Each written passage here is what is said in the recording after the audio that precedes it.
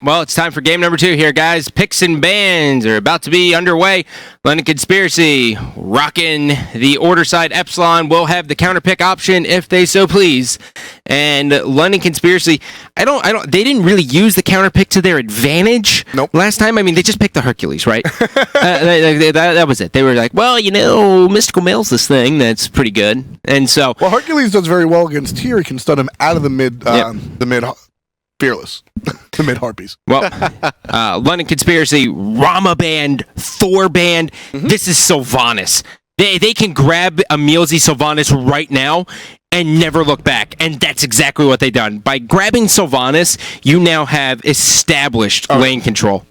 Yeah, they're looking out for it. And Bellona is going to go the way of Epsilon. So forgot about her. This is either Ninja Dimmy or adapting, and Janus again being picked up for Yaman. You think that's adapting Bellona? Yeah, that's an adapting Bellona. He played it last week as well. He was very, very active with it. I'm really, really excited to see adapting just kind of run around here. But, I mean, right now, early game and mid-harpies is really all about London Conspiracy.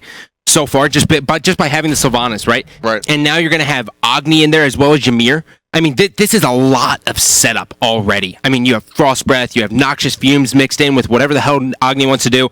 You have Sylvanus pull root, the accidental root when you attack him. Like, man, this lineup's tough. Yeah, there's a lot coming out. The Guan Yu is going to be picked up by Epsilon. Last game, we didn't mention it, but Guan Yu was banned out against Epsilon. So Guan Yu is going to be picked up for the team on the top, which should be good. Now, this Bellona coming out from adapting. You mentioned he played it last week alongside with the Fenrir. I'm going to give you a ranked stat, though. Okay. 8 kills a game. That's the average. Bellona? On Bellona for adapting. Yeah. So I wonder what it is on the Xbox One, since the Xbox One users had to deal with Bellona pre-nerf for 2 months. It was actually funny. One of our character artists in-house, he plays a bunch of it, and he goes, we decided to do BYOB, bring your own Bellona to matchmaking. And Anhur will get picked up. Now, is this going to be a support Guan Yu? Is Raffer going to run it? I think we'll see the support Guan Yu come out of Raffer. Raffer used to be a jungler, as we said, so he likes to go those aggressive routes. Apollo being picked up. Hello, old friend. I haven't seen you since season 1 or so. Well, we saw him last week too. Yeah. But not a or this week. I forget. Pick. No, it was last week. We've seen him play in the off lanes, not really in the hunter role. We've seen him in the solo lane. I think once in the hunter role, but we'll see where he will most likely wind up in the long lane, where Neith will find herself in the solo lane, if I were to venture a guess. But both of these characters actually do well coming out of the solo lane. Neith, you've got the global ultimate of the stun, and Apollo, obviously, the global ultimate of the chariot. All right, so love it. Chronos. Love it. Chronos into the solo lane here. Janus will be going into the mid, Bellona in the jungle. And now, so Chronos will most likely be going up against Apollo, and the reason why Apollo should be going into the solo lane instead of Neith is because Apollo has his chariot that can take him across the map. Right. Neith, she does have the guaranteed damage, and she has the better wave clear, but I mean, you just want to have that ability to rotate so you don't have to buy teleport, which is very, very strong about Apollo. So Neith here is going to be going up against the Anhur. Neith is going to have much better clear. She's just got to be careful. I love the Chronos pickup for the solo lane. You see the hunter picks, and you see the Agni pick. Therefore, you know that a hunter's going to wind up in the solo lane, meaning the hunter's most likely not going to get hogged. No, snakeskin. All right, well, that's why he's a pro, and I play Xbox, right? Yeah, as I said, that stun from the solo lane as the Neith will allow it's her great setup. Yeah, she doesn't have to leave the lane like the Apollo. It might have been made just because of the Chronos and his wave clear going up against Shaggy Shanks Apollo, which or not Shaggy Shanks, but Apollo in general, because Apollo's his wave clear got nerfed so hard that maybe he can't handle it. It's all about the Neith ultimate. That stun being able to impact the game without leaving the lane is really big, because Chronos will bark down your tower very, very quickly. He double dips, so he gets extra tower damage for his basics, and it's very, very strong. And because of that, Neith doesn't have to leave if she wants to impact the game. Apollo would have to leave, and that's going to hurt just a little bit. But Ninja Dimmy allowed to pick up the Chronos because Neith will not pick up a hog, so he doesn't have to worry too much about his blue buff being invaded like most mages do. And Chronos, one of the premier 1v1 gods. Yep. Now, Agni early on is going to bring so much more to the team than Yaman's going to bring on his Janus. Yes, Unstable Vortex and Portals will definitely help Yaman out, but I mean, Agni he has so much burst damage. And he's and both of them are super safe, right? Like they're not really worried about getting ganked, right? As long as they ward accordingly. But I mean, really, Arrow's going to bring so much early on. There's a lot of utility on the side of the Janus, and there's a decent amount of utility on the side of the Agni. Agni will be able to provide stuns for his team, while Janus will be able to provide get out of jail free cards and all sorts of stuff. With that said, Agni damage does come out to be a lot. So right now, I think it's very even. The Janus Agni matchup individually and versus what they bring to the team, I like both picks. Now, Sun Touch on the Ymir here. Ymir does not start off with Blink. He chose to not do that, which probably the right call anyways, but it's going to be hard for him to kind of get these guaranteed freezes. Normally, you see Ymir, he blinks in, throws out the freeze, then walls, and that's kind of his combo. But without that blink, I mean, he just has to kind of walk up there, and Emilito, good God. You can just see he got rooted by the Sylvanus, and that's great. But the one thing you should note here is that Sylvanus, this is a nerfed Sylvanus. No longer does his auto attacks provide knockback to minions, so he can't just stack them up with the purple buff.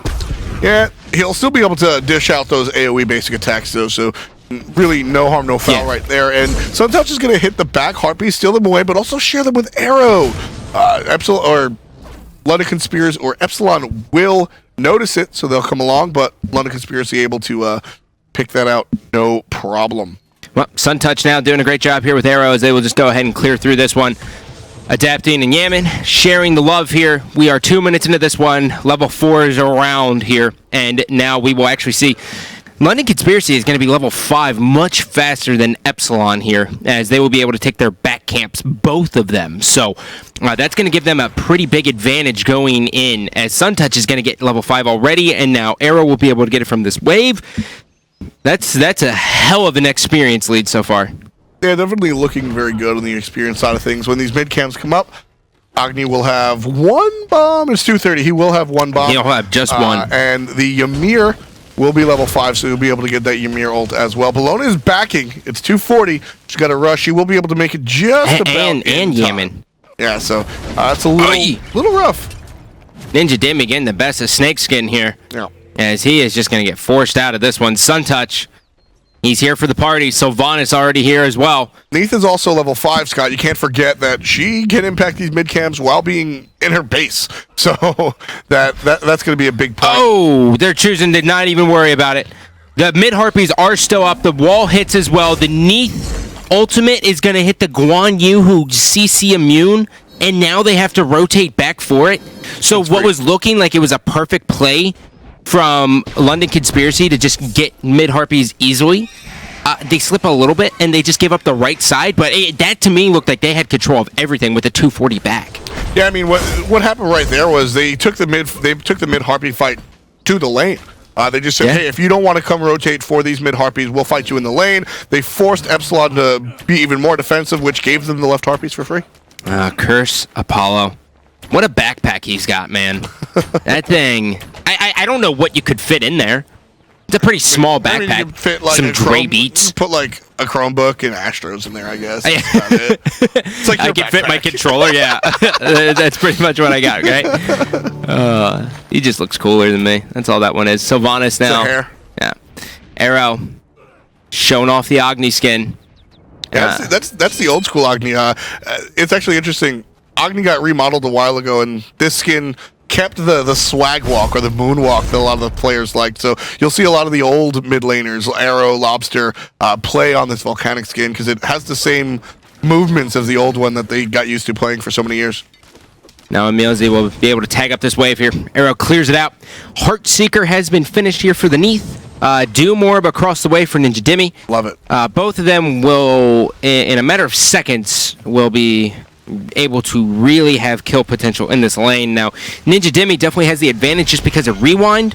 He has a complete get-out-of-jail-free card. It's a, oh, Snakeskin, you were close to killing me? Oh, sorry, I pressed 4 and now I'm full health, and it's 8 seconds ago, so I have all my cooldowns back. And Time Rift just, you're going to backflip, I know where you're going to land, you're going to get hit by Time Rift.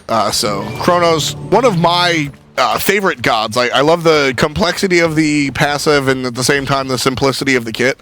And I think he's just very, very cool, and I'm very happy to see him playing at a high level. Anhur going into the Heartseeker as well as the Apollo. No dev gloves this time around, boys and girls, as Emilzy will be in a little bit of a pickle here, as Epsilon could have pushed up if they really wanted to. Emilito missing the impale, as now Raffer will try to win this battle here. Wrath of Terror comes up as well. Sun Touch able to follow this one up. Emilito's down, and Raffer trying to stay alive here. Dodges the bomb. The portal's there. Will he be able to get through? He's not.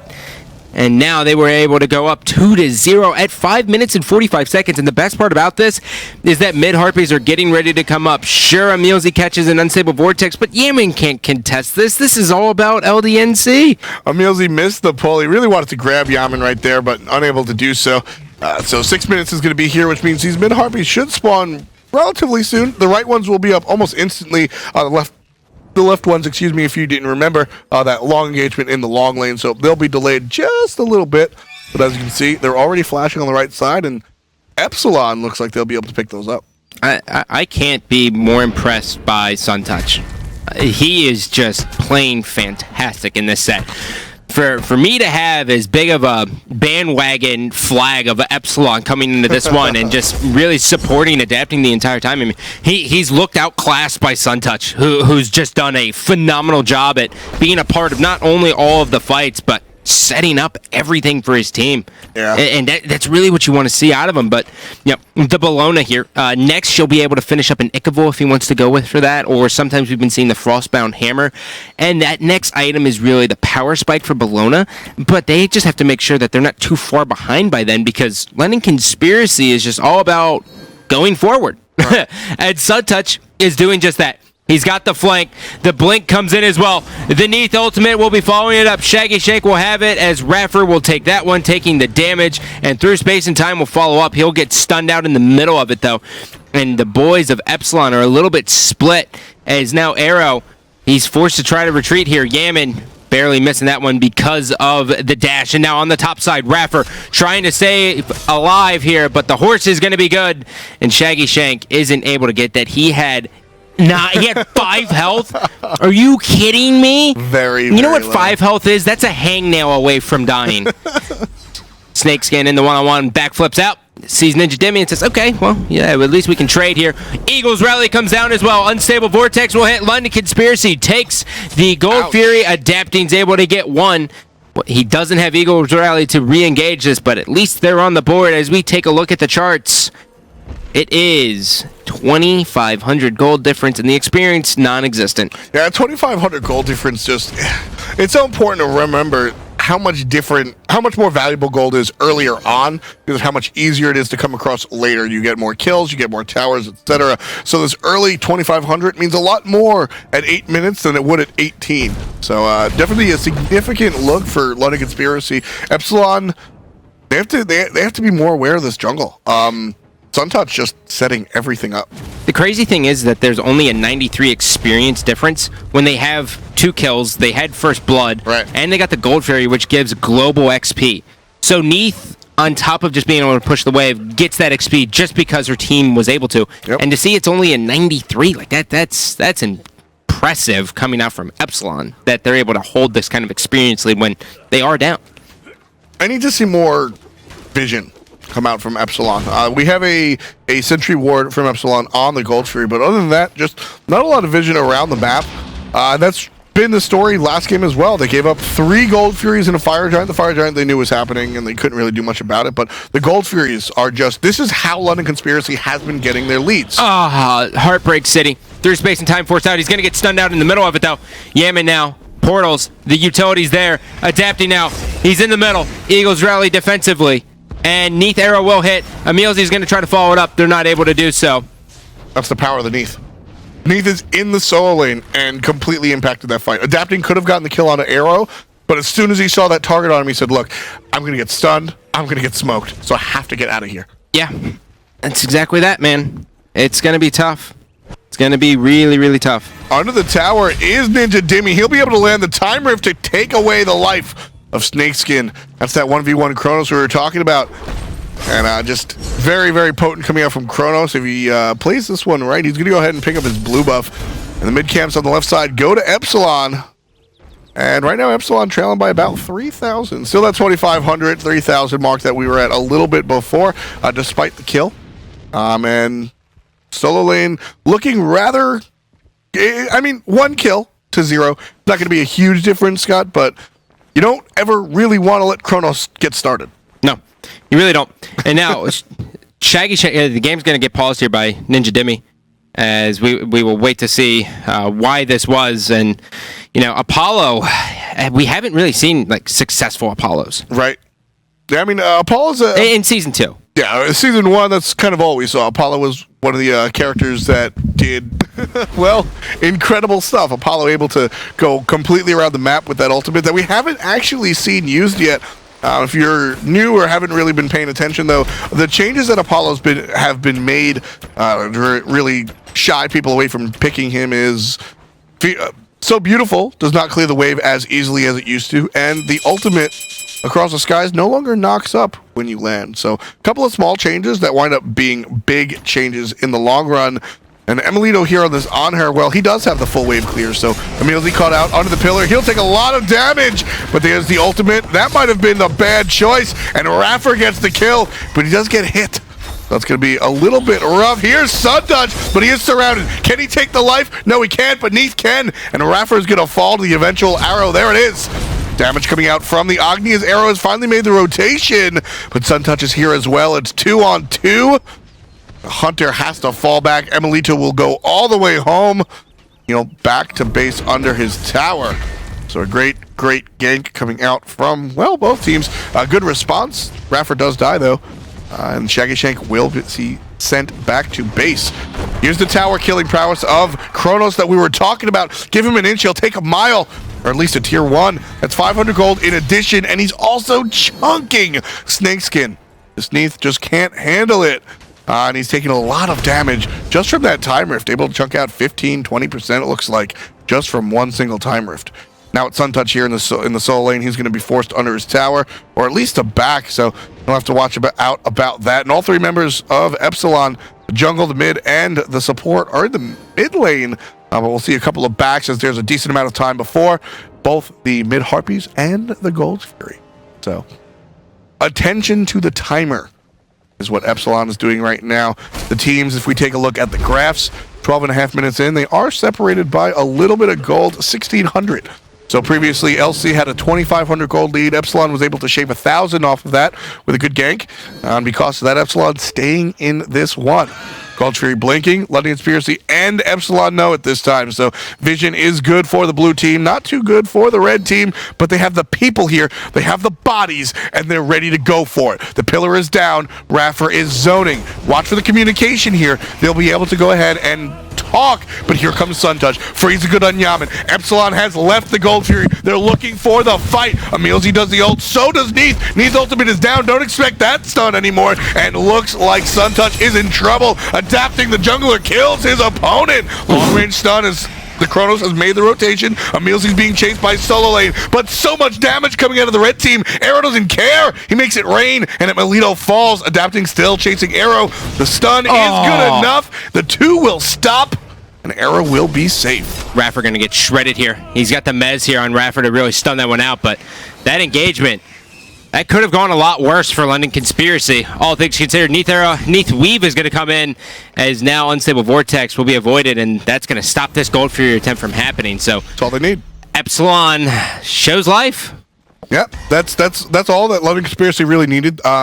They wanted to stop Epsilon from doing that Gold Fury. They lost a little bit, but they stopped them from doing the Gold Fury, which would have tied the game up. So good choice coming out from London Conspiracy on the left-hand side of your screen. Kills 4 to 5. Epsilon still hanging in there. Definitely, last time around, London Conspiracy took small leads and kept going for it. Yeah. This time around, Epsilon let them take a small lead and then came right back. Gold Fury getting stirred up. They're getting zoned up by one person, Mr. Sundutch. Ninja Demi coming around the backside. That's a wall. That's a good stun. Emilzy's in a lot of trouble. The Gold Fury has been pulled. London Conspiracy was able to take it, as now Sundutch is still just going to be able to wall off. Holds out for Emilzy in the middle. Shaggy Shank. He's got one. He's in a lot of trouble. The Mez hits. Shaggy. Arrow comes in with the stun. The team's coming together. Here is Anhur now. Will run away. Down he goes. Rewind forced out. Beads as well. He's going to take off one option here. Sun Touch looking for it. The stun just off the mark. The Wrath of Terra on the mark. Ninja Demi falls to Shaggy Shank. Ladies and gentlemen, Shaggy Shank is back. He is looking just as good as he came out. And when he came out of nowhere on this Worth Gaming team, Scott, everybody was talking about Shaggy Shank, talking about how Europe had a great hunter and how he would go toe-to-toe with the best of North America. And like we said, he sort of disappeared. This is the game that Shaggy Shank is reminding people. I'm still here. I still have cool hair, and I'm ready to fight. Adapting now, able to get some of the experience here into the solo lane, as you know he's got the heavy hammer, which got a significant nerf recently. It's all about the Frostbound hammer now, so you actually will be seeing people finish that item if you're just tuning in from Season 1.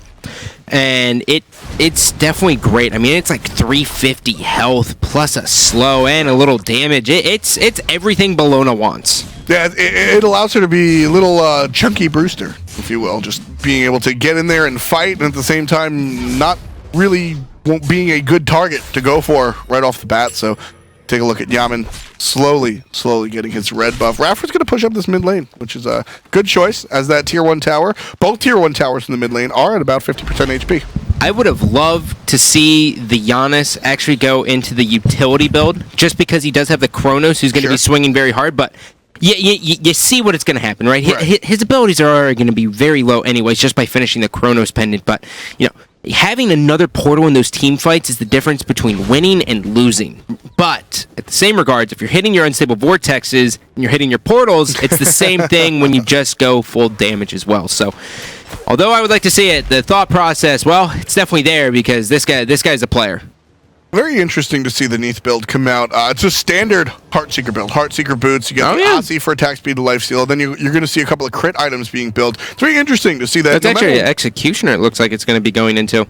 That's an Ancient Blade. Oh, that is. I actually thought it was a short blade. So that will be an Executioner, so even more attack speed, and then we'll see the crit come online after that. 2 crit items, Rage and Deathbringer. Very interesting to see the standard Hunter build despite being in the solo lane. Oof. Look at that. Look at that. Portal through a portal. As Adapting now will come. He gets hit by a wall. Sun Touch stopping that from happening completely. As Snakeskin will try to turn around here. The blink comes through. Frost is good. Beads forced out. Adapting tries to turn. He's stalling time. You can see Janus and Raffer rotating around on this one. Sun Touch waiting on the cooldowns there. He's got 5 seconds.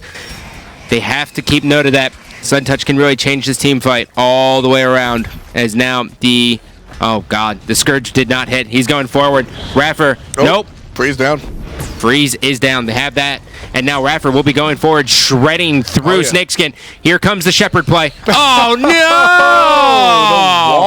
Yeah, even the horse gave up. He was like, all right, screw it, man. You misplayed. I'm off. Oh, yeah. He bucked him off. Sent him back to the mountain. Have another day on the range. And because of these ganks, this has turned into a full-on siege from London Conspiracy. After a couple of rotations, you just look at the map and say, hey, we've got 4 people here. Let's just grab 500 gold real quick. Yeah, and they'll do that as Yaman's going to be here. Frostbreath's going to hit. Yaman goes through the portal. Raffer now trying to run away. Shredding through the protections is the Guan Yu. Emilzy will be there, and there is actually going to be no fight out of this one. Agni bomb just off the mark. The wall will stop him for the bit. Through space and time will be forced. Stop time off the mark. Adapting, stunned out. As now Snakeskin and the boys of London Conspiracy will look to counter-initiate here. They know the ultimates are down, but they can't get a hold of the Janus. He's just too damn slippery. Nope, not able to get away. The walls have been on point for Sun Touch recently. There's a good blink freeze, but a better beads coming out from Adapting. Neith is here just providing a couple of basics, but here's the arrow stun that you were talking about. So much provided for the team, and Emilito will kill him for the stun. Impale goes right into Neith as now he will get chased down. Ninja Demi forced out the beads. Sun Touch now forced to backpedal here. Shaggy Shank watching his team on respawn. They're on the sidelines for 45 seconds. This is what happens when a Chronos is in the game. We're 19 minutes in, folks, almost 20 minutes in. Chronos has his Doom Lord and his Demo Grip online. Doomorb is going to be his giant battery of power. Look at my big stick. And then the Demo Grip is just going to shred the protections. He also went so blink. much. My man went blink. That could either go into a combat blink, which most likely will be it since he doesn't have the escape. He doesn't want to always burn the rewind. So very, very smart play from him to actually use that. And now Epsilon, what started off, again, a little bit LDNC-wise, is now turning into the Epsilon show.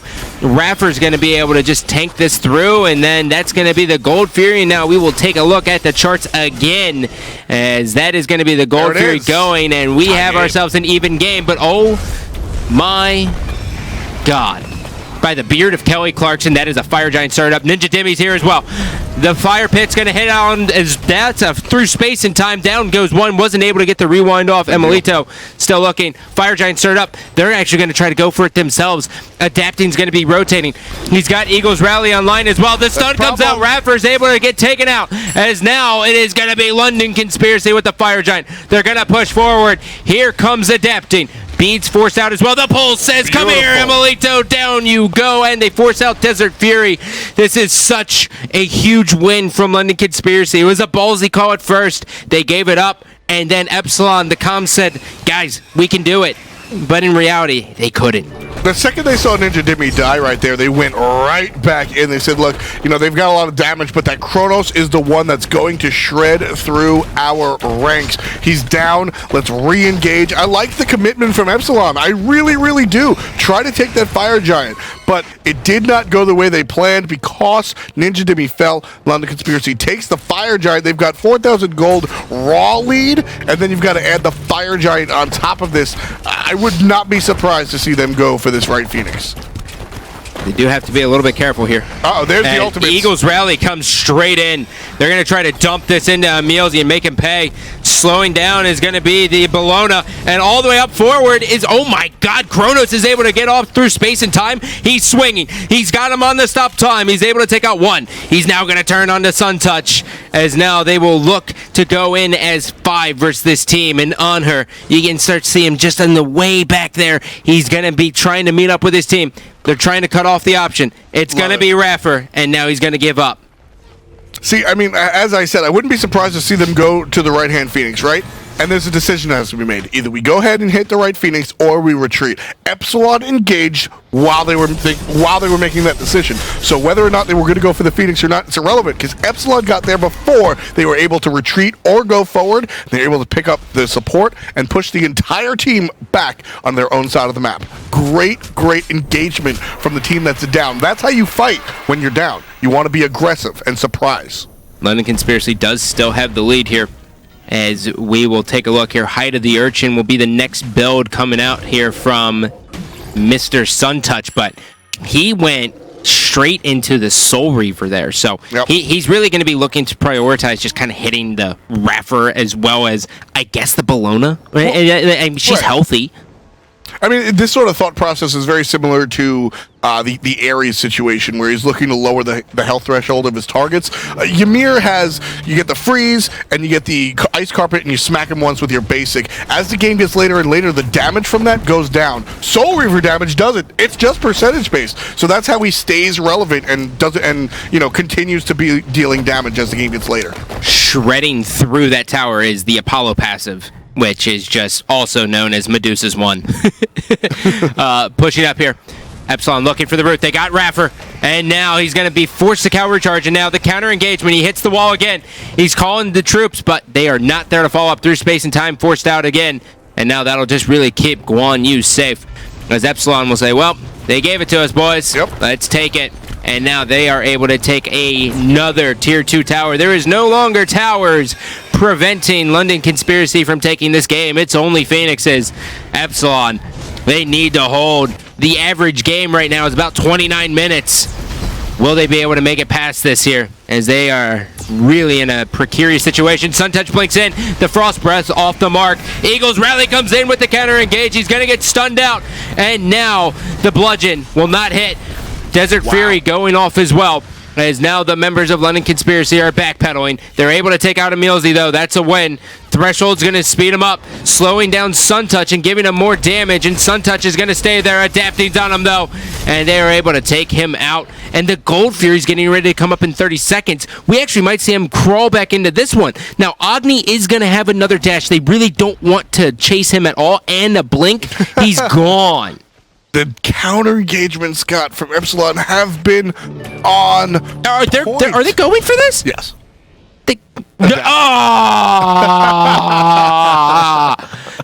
Oh, that was the dream. Well, they're going for the tower regardless, it looks like. So chasing a little bit is just sort of, well, we got to wait for our minions to get here. We'll go for it. The Gold Fury is going to pop up, as you said, so this will be a good win for Epsilon. The counter engagements have been so good. They are not afraid. If I take one intangible away from this, Epsilon is not afraid. They just keep coming back from under their Phoenix, under their towers, and engaging when London Conspiracy doesn't expect it. They get a quick pick because of good target selection, and then they just chase the enemy away because they have 5 players and London only has 4. So great target selection to pick one player and whittle him down to 0, and then the surprise engagements. Look at this. When's the last time you saw the experience lead be in the favor of one team, but the gold lead in another? Yeah, very interesting stuff. That's not every day you see that. Gold Furies. And now, as you can see, London Conspiracy, the Fire Giants up. They want this fight. 25 minutes. It's an even game, boys. 10-11 here. And now it'll be up to Epsilon to really stop this. As Guan Yu, he's got the horsey. He can hop on that at any point and start to really shepherd the team of London Conspiracy. But even still, I mean, they really have to get to the Agni, as well as getting to Snakeskin or Shaggy Shank. I mean, they have 3 priority targets who there's so much peel coming up from Suntouch and Emilzy that they have to worry about this. And this is a very good situation for London Conspiracy to be in. They've got the Hunter matchup in the long lane, Shaggy Shank versus Emilitu, and now Yaman is here as well. London Conspiracy should start the Fire Giant, and they will, just because they have the ability to get here. Emilzy will ultimate, but now Epsilon will counter engage one more time. The horse is not going to get a stun, but it deals some damage, and Adapting finally gets the kill. Adapting very, very low, surrounded by Emilzy and a Neith, but is it enough? It certainly is for Yaman as Suntouch falls down. Here comes Shaggy Shank getting a double kill. Ninja Dimmy is going to fall down. With that Chronos, London Conspiracy should feel a little bit more confident,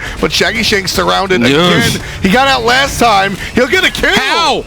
How is this man still alive? There it is. Finally, he gets taken out. Eagles Rally will be forced down as well. Bludgeon's going to hit all the way. Snakeskin trying to slow him down. He hits the stun. Unstable Vortex hits as well. And just like that, Yaman's able to slam dunk it. Emilzy, he's the last member of London Conspiracy. Is he worried about this Fire Giant being started up? The answer is no. Too low is Epsilon to go ahead. They don't have the Hunter. Right. They don't have Emilito. London Conspiracy should have won that one in spades, because you had 2 members. You had Anhur and Janus on the left side of the map. Granted, Janus does have the through space and time, but Apollo could just ult and wreak havoc. I mean, he did. Apollo got a couple of kills. He's 6-2-4, looking cute, feeling cute, but it was not enough to be able to secure that objective. With that said, I think London Conspiracy comes on top of that one, if I'm not mistaken. Taking a look at... So here's what's really impressive. And normally we never really talk about the KDAs until after the game, but you are seeing Adapting is 5-0-7, Yaman 3-0-9. These players have yet to die in a game that's this close, which means that they're putting themselves in great positioning, as well as just trying to stay alive. And just by living at this point in the game is huge for your team, because it prevents them from ending the game or taking these objectives, because they always have to worry about you. Again, the focus is on the long lane. 2-5-8 and 1-4-10. That's 9 deaths for the Epsilon duo lane right there. So they're just focused on keeping this duo lane down. Before it was a little bit about the character, now not so much. Suntouch caught out in a bad spot. That's not good. He's already about 40% HP. No bueno. Here comes the ultimate, but the wall is good. The hammer is stunned out by the Neith across the country. Neith did that perfectly from the back camps. She knew that he was going to die, and that was fantastic. That was just an amazing play. Shaggy Shank now, he's going to be rotating in on this one. Emilzy right behind him.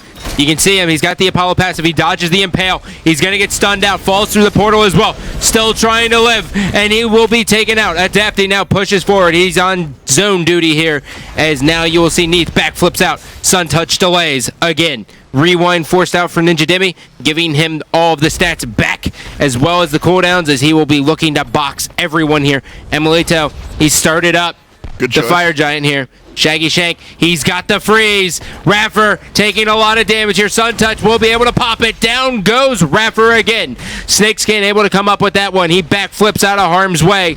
Adapting in the middle. He is in 2 carry sandwich, but he's got the support. Anhur rotates in. Eagles rallies perfect. Down goes Arrow. Looking again for the Neith as she will retreat to the tier 2, but no Fire Giant can happen here. Tower killed on her. Arrow gets credit, but it was a tower shot. You got to make sure that your minions or your teammates are there. Surrender mode started. Don't think it's going to go through. Game is still very close. It's just the frustration these players feel. A lot of conspiracy. Feel like they should Ranked have more. Boys. And Epsilon, Epsilon just sitting here. They're winning all of these counter engagements, but they can't seem to get a fight for themselves. So it's both teams have to be a little bit frustrated right now, honestly. Shaggy Shank starting to farm up here. Taking a look at the player damage. 2,700 for the Chronos. 27,000 for the Chronos. 25,000 for the Neith. And then Yaman's right behind him as well. So top 2 coming out on the side of Epsilon. They're looking to keep that still trending upward here, as the Bellona, she's got an Executioner as well as a Magi's. Next, she'll probably sell off the Bumba's mask, and God knows what she's going to do there. She's been such a handful in these team fights that London Conspiracy, they haven't figured out the answer for adapting on Bellona yet. Yeah, Bellona has just been really, we see a lot of damage on her, but she's been more of the control. And Ninja Demi's been the one just shredding through everything the way Sun Touch is getting shredded. He's going to fall, and eventually it'll go down to adapting through space and time. Going to hit 1 or 2 in the back line, but Shaggy Shank again still on his rocker. He's going to get a kill. Snakeskin will kill Ninja Demi. Emilito's got to be in. He's got to be careful here.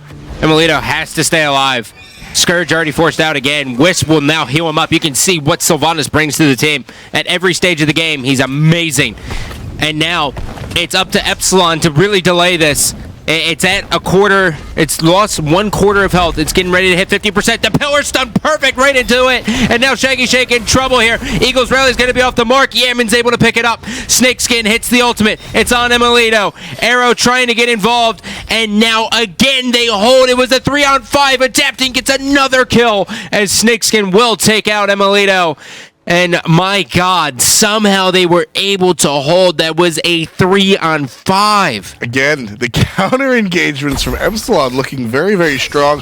Emilito made one of the bigger plays he's made in either of these games with that pillar stun, Scott. Very good stuff. Unfortunately, got a little aggressive and jumped over the wall to a kill that was going to happen anyway. So he dodged to the hand of Snakeskin. So a little questionable decision-making right there. Oh, what? Look at that ult. So what a play. That ult, that right there is just going to allow his teammates to come in, and his teammates will show up and go for the Fire Giant. Epsilon is all in right here. Sun Touch gets a great good job from Sun Touch. Adapting will fall down thanks to help from Arrow. That's the heavy artillery from the backside. And now on the horse is Raffer looking for Sun Touch. He gets the stun, but there's nobody around to cause the damage.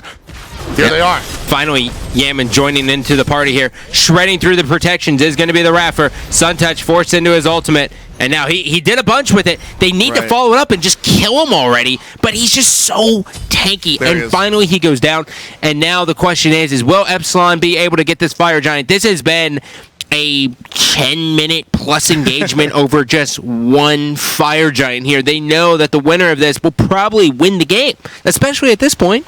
Yeah, I mean, the teams are very close. The gold is separated by 3,000, which we talked about how big of a difference at 8 minutes in, 2,500 gold is. At 33 minutes in, 3,000 gold is not much at all. So teams are, for all intents and purposes, the numbers are different, but the game is basically tied, folks. Oh, God, what a... Just so much... So Sun Touch sells off his Bumba's mask, grabs himself a Magi's Blessing. Which is huge. Which, that's going to give Epsilon a very hard time here. They're going to have to pop 2 Magi's Blessings on the team from London Conspiracy. And it happens to be on the 2 tanks, so they're going to have to waste some form of CC on those 2 gods, which is not ideal for them. They don't want that to happen. Ideally, Yaman just drops a portal, and then somehow one of them falls through it, right? Like that's the dream, but I don't know if that's going to happen. Adapting has his own Magi's Blessings, and he's going into a Spirit Rope next. Spirit Rope should be very interesting. It's one of the under-purchased items, in my opinion. After you get frozen by that Ymir, it'll just do less damage. You'll just take less damage from him. So that's really where we're seeing Adapting die. He's getting crowd controlled and then hurt. So. Speaking of crowd control, Raffer forced into the cavalry charge defensively. Emilito able to pick up one.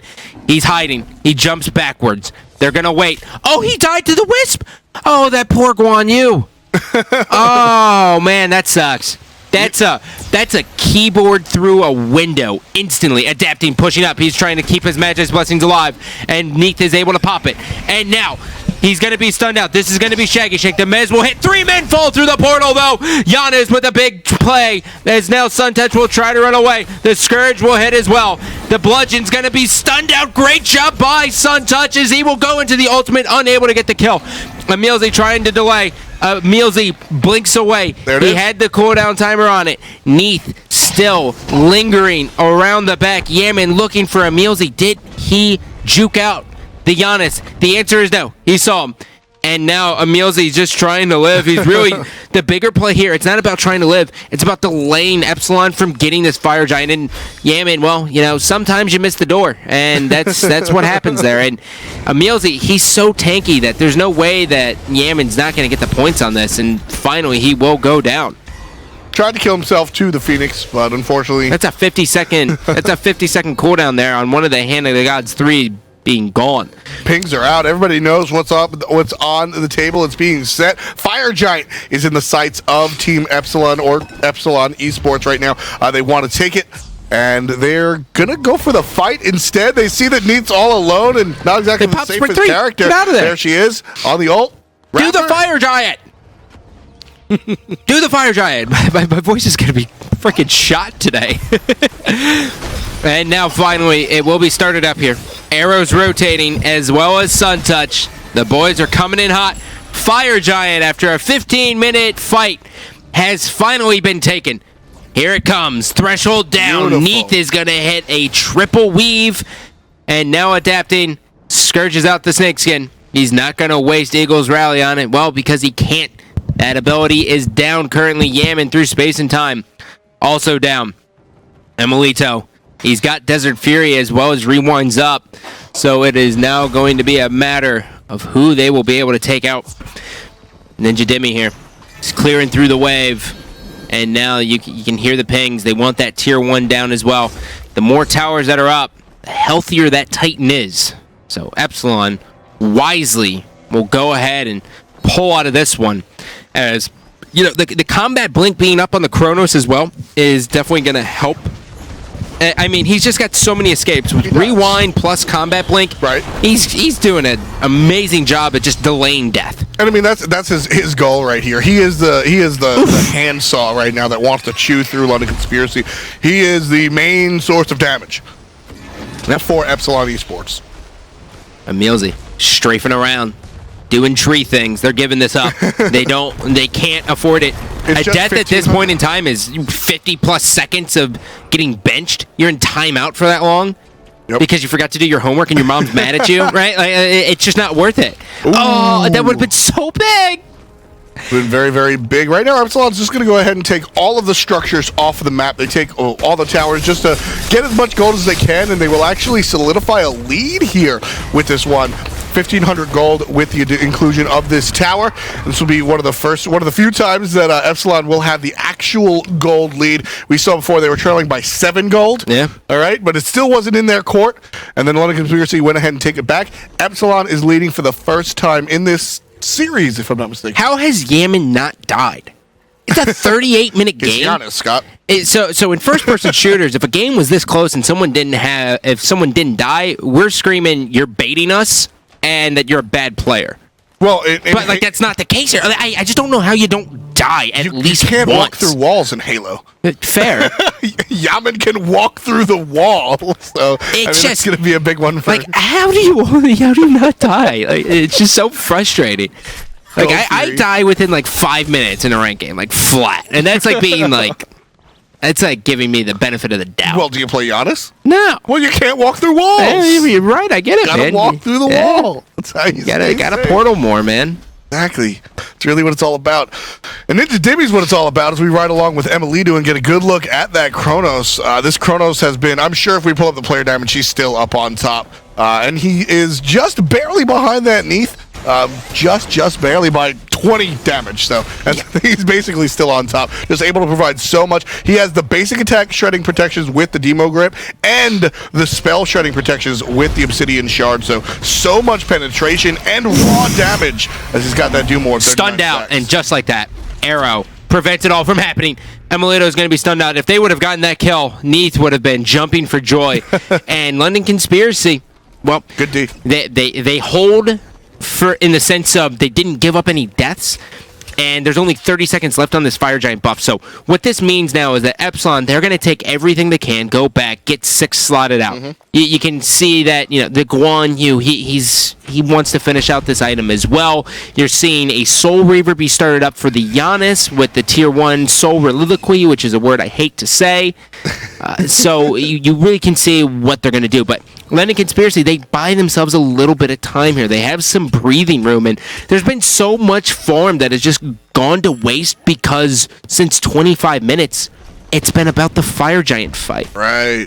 Yeah, just so many minions have died in the waves in the lanes that haven't been touched by these teams. Which is why we're seeing the levels be the way they are. Yeah. I mean, 2 level 17s, a level 19 on the one side. I mean, it all adds up as Raffer is going to prioritize the 1,500 gold here from the Gold Fury. This might put him up to level 20, or someone that has the gold in hand as we go ahead and bring that stat up that just needs this amount to really help him out here. And looking at it, I'm not sure who it would be. Guess they just want the Gold Fury, man. Screw it. Hey, whatever. I mean, this whole series has been London Conspiracy grabbing Gold Fury. So Epsilon, you know what? I'll take one too. That McGuardian Mail is what the Guan you wanted, and that's what your support wants. He gets. There's very few times where, you know, I mean, he gives his life for you, right? You gotta abide by him. But Fire Giant, it's up. That's where everyone's going. Emilido all by himself here, battling Shaggy Shank. Now, the advantage is Shaggy Shank, well, Sprint 3's popped. They're going for this one as well. They're gonna try to commit. He pops. He gave up on it. And now he's going to be forced to ultimate into this team fight here on the Fire Giant as soon as it started up.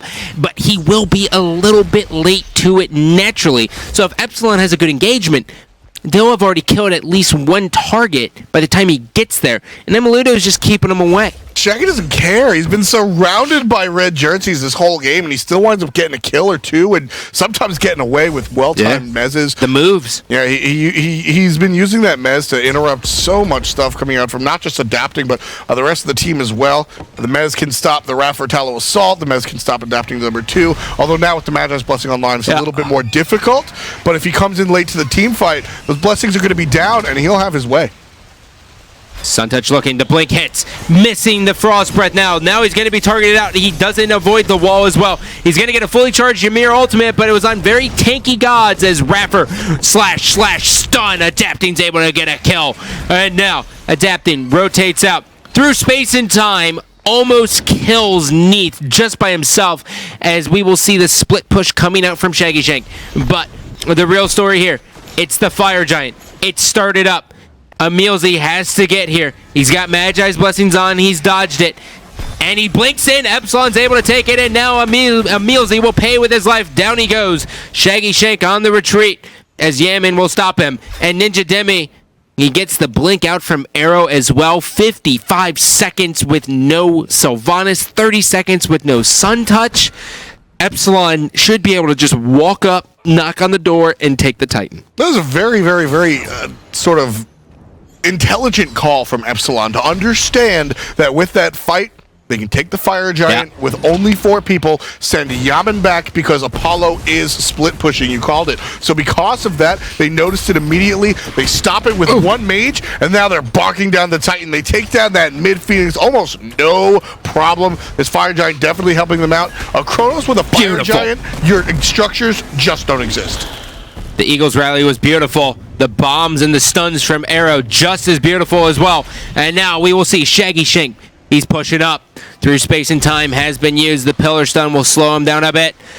And now Snakeskin trying to poke him out. Arrow's going to get caught off guard. The Frost Breath isn't going to hit from Sun Touch. He's going to catch an Unstable Vortex on the back. Yaman stays alive. Raffer's able to get one. And now they're going to continue to push up. The ultimate of Neith is there. The Titan's under attack. 60% and dropping. They're trying to prioritize it. Emilzy doing everything he can. Adapting still manages to live. The stun comes down. Ninja Demi is able to take out Snakeskin. And now Raffer gets on the horse to do the extra damage. And the Titan will fall. Epsilon Esports will be able to take game number 2 of set 1. That is very good game from Epsilon. Really nailed the defensive positions and the counter engagements, and that's really what won the game for them. Hell, I mean, 2 players had 1 and 0 deaths. Yeah, just attention. That was normally when we go into Europe, we talk about this like Gold Fury dance where, you know, one team's on like this side and they're like kind of doing their thing, and the other team's on this side and they're like doing the cha-cha slide, right? Right. But this time it was like a Fire Giant engagements the entire time, where it was like, who is going to get this? And like 3 versus 5 on Epsilon was fantastic. That was London Conspiracy's Fire Giant at like 34 minutes, but they were able to win a 3-on-5. Yeah, I mean, Epsilon has just been. I mentioned it during the cast itself, Scott. It's about the surprise engagement. So many times you just saw Raffer. Well, we're sitting here. I'm on a horse now, and all of a sudden, London Conspiracy had to deal with that, and because of that surprise, you saw a lot of the just. Well, I'm stuck. And how many times did we see Sun Touch go in and then just ult and die? Yep. Speaking of the Sun Touch here, First Blood was on him. The Ymir, he had great walls. There was amazing times he had out of them, and you can just see, I mean, that guy just got erased. And there was times where Sun Touch was flawless. And there was other times where, you know, he would just be just a little bit off. And sometimes when you're playing Ymir, you feel like that Frost Breath goes a little bit further than it actually does, and it doesn't. But we're going to go ahead and take a look at the jungle control here, guys, as 59% to Epsilon's favor. They win the mid-Harpy battle. Right. And so looking at it, yes, obviously they had it towards the end just because, I mean, there's 38 total, right? Like, so many. There's so many. But 68% they were able to take that. 3 for 5 on the Gold Furies, and then 67% on the Fire Giant, which ended up being the difference maker after all. Very, very close set. I think I'm more impressed with London Conspiracy than not from this series. All right, so just tell me why. I just didn't expect that to come out of London Conspiracy after week 1. I thought they were going to be kind of, you know, subpar, maybe. And I also thought Epsilon was super strong, but Epsilon still is super strong. And the player of the game here, that's the camera, is going to be adapting. So, and I believe he's on the line at some point here, but adapting another stellar performance with the Bellona coming out of the jungle. And 11, 1, and 15. The Eagles rally, I mean, it's on such a low cooldown that if these extended engagements around Fire Giant where you like back up and then you go back in, that's when she's so lethal. And you can just see him. He's always on point, and the bludgeons were great. And going against a Ymir to get that off, and because Ymir can just Frost Breath you in the middle of it and interrupt it, to get that off is just impressive. Yeah, I mean, like, this is sort of what I was talking about. With this Bellona, he's able to impact the game in so many more ways and a little bit earlier than he is as a Serket. Serket's just looking for the straight assassination. Bellona can come in and provide the Eagles rally for the buffs for his team and get a good stun. And at the same time, earlier on, he can be more effective. So adapting, I want to look for more gods like this. Stay away from the assassination god to come on later. I want to see more gods like this. Yes, this is how adapting does what adapting does. All right, guys. Well, we're going to hop to a quick commercial break. When we come back, it's North America time. Stay tuned. Thanks for covering, dude. My stuff. Fuck.